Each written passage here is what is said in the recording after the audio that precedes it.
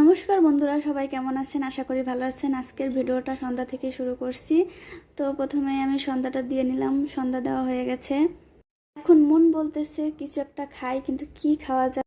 বেশ কিছুক্ষণ পর সন্ধ্যার পেয়ারা ছিল দুইটা, তাই পেয়ারা খেয়ে নিলাম। এখন ভাবতেছে আর কি খাওয়া যায়, তাই এক প্যাকেট পাস্তা ছিল, ভাবলাম পাস্তাটাই রান্না করে খাওয়া যাক। আর এখন পাস্তা রান্না করতে এসে দেখি আমার দুপুরে থালা বাসন ধুইতেই ভুলে গেছিলাম, তাই প্রথমে পাস্তাটা ওই সাইডে উঠিয়ে দিছি আর থালা বাসন এখন ধুয়ে নিতেছি। মাঝে মাঝে একটু লেগে যাচ্ছিলো, তাই আবার নাড়া দিচ্ছিলাম।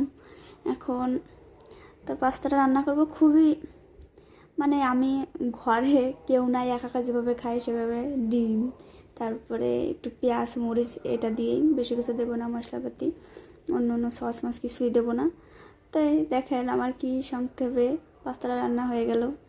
তো ধন্যবাদ সবাইকে। কেমন লাগলো ভিডিওটা অবশ্যই বলবেন।